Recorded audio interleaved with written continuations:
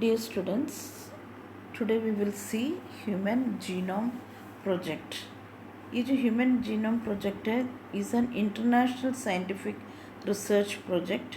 ये genome project के पीछे का ये है कि हमारे बॉडी के पूरे जीन्स को, पूरे अमीनो एसिड्स को, पूरे जीनोम को स्टडी करना, ताकि कुछ भी डिसीजेस वगैरह होते टाइम में उसको करेक्ट कर पाए। तो इसलिए कि this is an international scientific research project which was aimed क्या है to complete sequence of nucleotide. उसका बेस पेयर उसको अपन जब डीएनए पर ही इट्स डबल हेलिक्स स्ट्रक्चर, तो वो आपस में एक एक जो जॉइन होते हैं, दैट इज़ द न्यूक्लियोटाइड्स। तो वो एक एक बेस जो है एक एक अमीनो एसिड्स कॉज करता है, तो उसको उसके बारे में सीखना। न्यूक्लियोटाइड बेस पे that makeup human DNA and all gene it contains, इसके बारे में पढ़ना था मेन उनका उद्देश्य। और ये सबसे बड़ा, दुनिया का सबसे बड़ा प्रोजेक्ट था ह्यूमन जीनोम प्रोजेक्ट जो आया। It remains the world's largest collaborative biological project.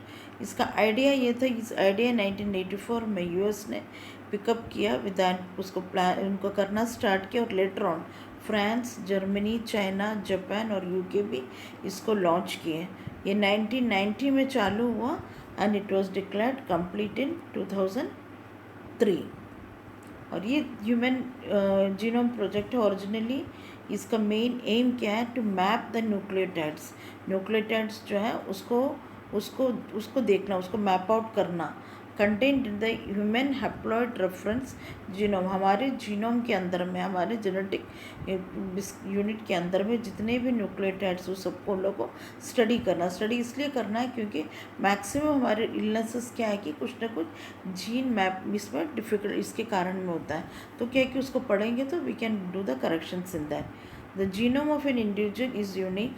जब लोग स्टडी पता किए तो क्या है कि हर पर्सन का जीनोम इज़ यूनिक, किसी का भी एक दूसरे से मिलता जुलता नहीं है। So the genome of any individual is unique. Mapping the human genome involves sequencing the genomes of a small number of individuals and then assembling this together to get a complete sequence of each chromosome. The finished human genome is thus most of not representing any one individual. कोई भी एक individual का same नहीं है, सबका अलग अलग है।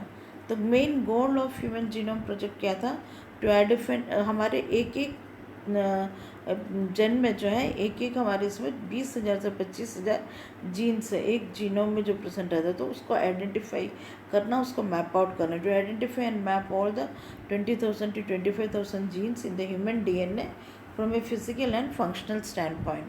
Then to determine the sequence, 3 million chemical pairs होते हैं, उसको सीक्वेंस को फाइंड आउट करना। Then to store this information datas में इसको स्टोर करना। To discover more efficient technologies for data analysis, allow the private sector access to information and technology that arise from this project, also to sequence the genomes of other organisms that are important in medical research such as mouse, Drosophila वगैरह में भी जो उसको भी map out करना है, to address ethical and social issues. Then इसका meaning क्या है, meaning and importance of genome क्या है। The work of human genome project allowed the researcher to understand the blueprint of a building a person। जब हम एक घर बनाते हैं तो हम आर्किटेक्ट को जाकर ड्राइंग कराते हैं। वो ड्राइंग आर्किटेक्चर ड्राइंग करता है, लेकिन बनाता कौन है, कॉन्ट्रैक्टर बनाता है। तो वो आर्किटेक्ट जाता है कि नहीं जाता है, वो क्या करता है, ब्लूप्रिंट तैयार करके देता है, और जो कॉन्ट्रैक्टर है वो ब्लूप्रिंट को देख के घर को बनाता है। तो वैसे ही क्या है कि हमारा जीनोम जो है ये हमारा ब्लूप्रिंट है बॉडी का। तो उससे तो अंडरस्टैंड करना, ब्लूप्रिंट एक इंसान का जीनोम का ब्लूप्रिंट स्टडी करना और वो कैसा है पहचानना। It will have major impact in the field of medicine, biotechnology and life sciences. इसका इम्पैक्ट मेडिसिन, बायोटेक्नोलॉजी और लाइफ साइंसेस में, ताकि क्या कुछ भी डिसीजेस आते टाइम उसको अच्छे से हम लोग ट्रीट कर सकें।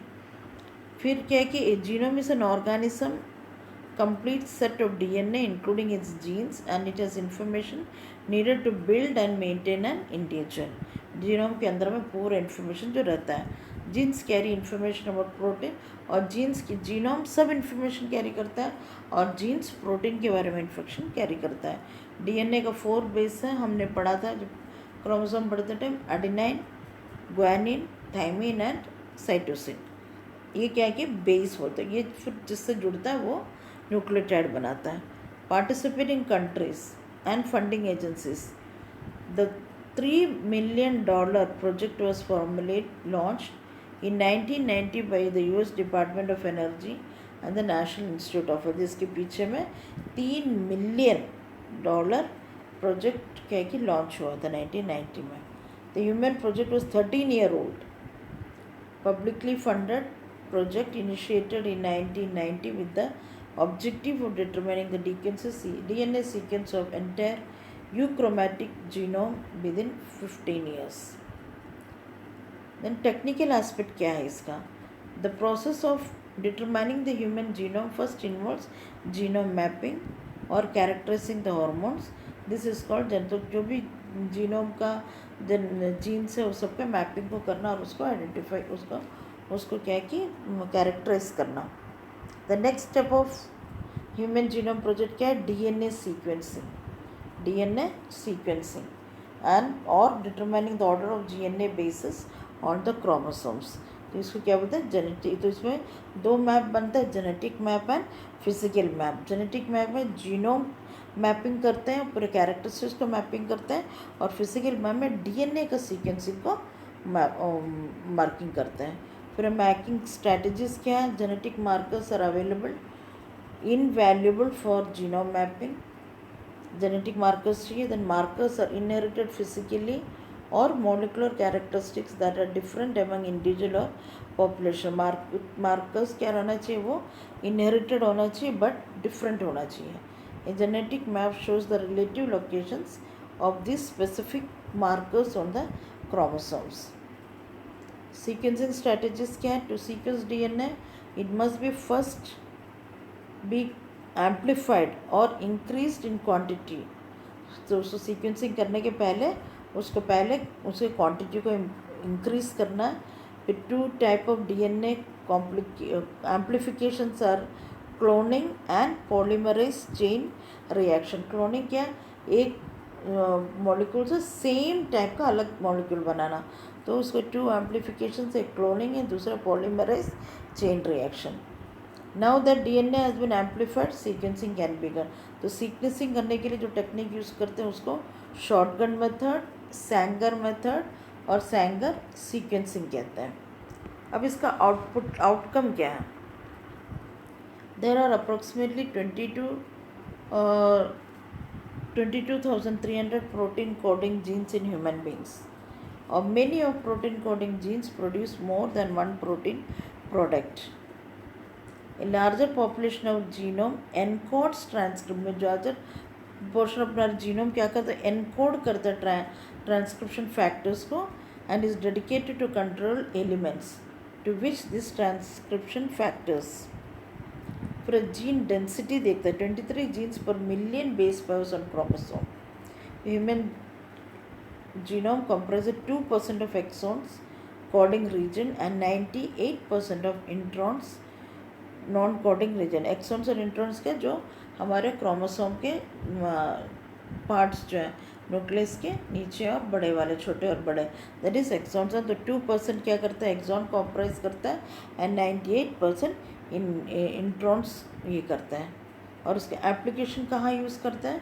The sequencing of the human genome holds benefits of many fields from molecular medicine to human evaluation. कहाँ से? मोलिकुलर मेडिसिन, जो थायराइड वगैरह के जो टेस्ट होते हैं, दैट इज़ मोलिकुलर। तो मोलिकुलर मेडिसिन में जो मेनली हार्मोनल चीज़ें। तो sequencing of human genome holds benefits of many fields from molecular medicine to human evolution, helps in identifying disease causing gene. फिर identification mutations link to different forms of cancer. The sequence of DNA is stored in databases available to anyone in the internet, and then benefited the advancement of forensic science। Forensic science में भी ये करते हैं, क्योंकि क्या mainly इस पर DNA का फैक्टर, इस पर अपना डीएनए चेक करते हैं. So this was all about human genome project. तो ह्यूमन जीनोम प्रोजेक्ट क्या मेनली एक प्रोजेक्ट है जिसमें सबसे बड़ा प्रोजेक्ट जो 1990 से लेके 2003 तक चला, जिसको सबसे पहले चालू किया यूएस ने, उसके बाद France, Japan, China, UK and Germany भी उनको साथ में किए हैं. जैसे मेनली अपना ह्यूमन जीनोम की कोडिंग के लिए स्टडी करने की, तो सीक्वेंसिंग जीनोम का सीक्वेंसिंग और उसका कोडिंग के लिए मेनली ये प्रोजेक्ट किया जाता है, जिससे क्या है कि हमको पूरे जीनोम के कोडिंग मालूम है, तो क्या है कि हमको बाद में कोई पेशेंट्स को ट्रीट करने के लिए ईजी पड़ेगा. So that was all about the class. Thank you students. I hope you have understood. Do give the feedback. Thank you.